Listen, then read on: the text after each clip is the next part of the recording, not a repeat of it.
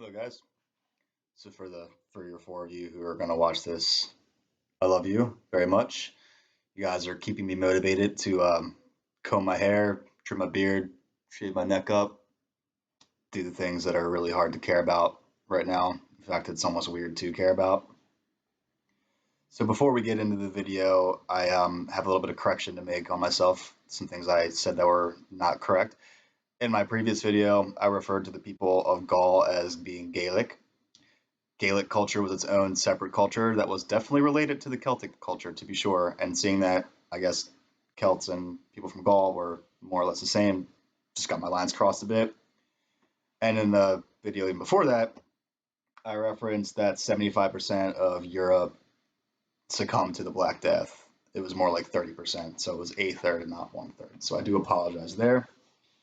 I'm going to do that from time to time. If I notice something wrong, I'll come clean and correct it. And if you ever notice I said anything wrong, please feel free to let me know. That doesn't bother me as long as you're not a dick about it. So just don't be a dick about it. So welcome to the video where I'm going to be talking about a saying. That's right, talking about a saying. I've reached that level of boredom. Now I may be using boredom as the guise for my motivation, but those of you that know me best know that I could be happy to do it. So today's saying is more of a method, a tactic, if you will, that a lot of us have employed. I've employed.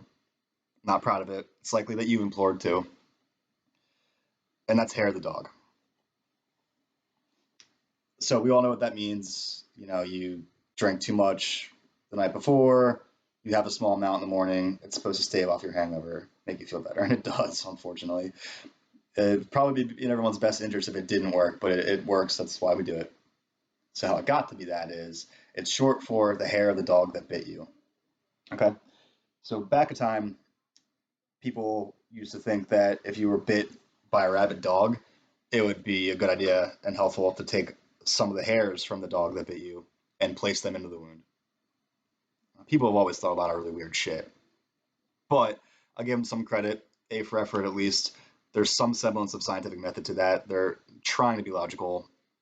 It's not just, whipping yourself in the streets to appease a vengeful god. So, so from that point, it kind of morphed colloquially. It became a colloquialism for what it is. If you just view the dog that bit you as the excess alcohol you drank prior the night before, and the small amount in the morning is the hair of the dog that bit you. That's where we get hair of the dog from. I've always thought that that would be a great name for like a bar restaurant. It's a little bit of a pet dream of mine. I'm gonna do someday. You definitely would have bomb brunch, super good brunch, mimosas, bellinis, all of them. You got to have that stuff for a restaurant called Hair of the Dog. All right, so finally, while I have you, I thought of something else I could do quickly that I think is cool. Hopefully, you will too. So I've curated some important historical events that have happened on other March 30ths in the past. So I'm going to keep these to be happy events for the most part. No reason to get bummed out.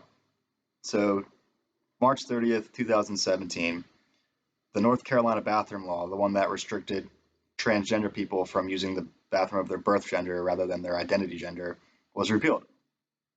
So that's pretty cool. They repealed it.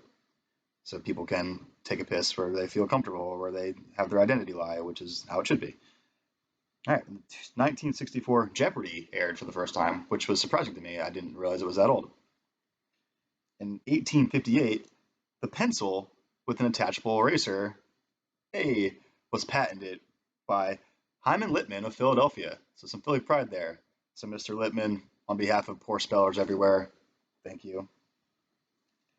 So in 1867, the United States purchased Alaska from Russia. And they all laughed at us, but we found a lot of oil there and made a lot of money, which honestly isn't a good thing.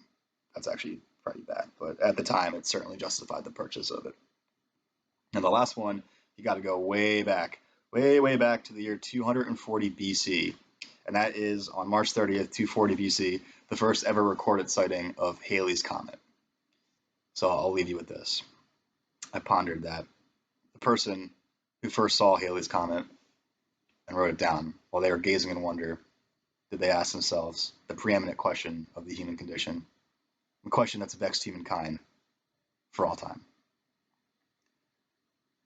What is the truth? What is the faithful lasting proof? What is the central theme to this everlasting spoof? I had to stick in a Fish lyric there. None of my friends that actually watch this are going to get that. All right, so that's the video. Yeah, I really got I got to work on my dismounts here. There's got to be a smoother way for me to end these, but until I figure that out, and until next time, stay safe, my friends.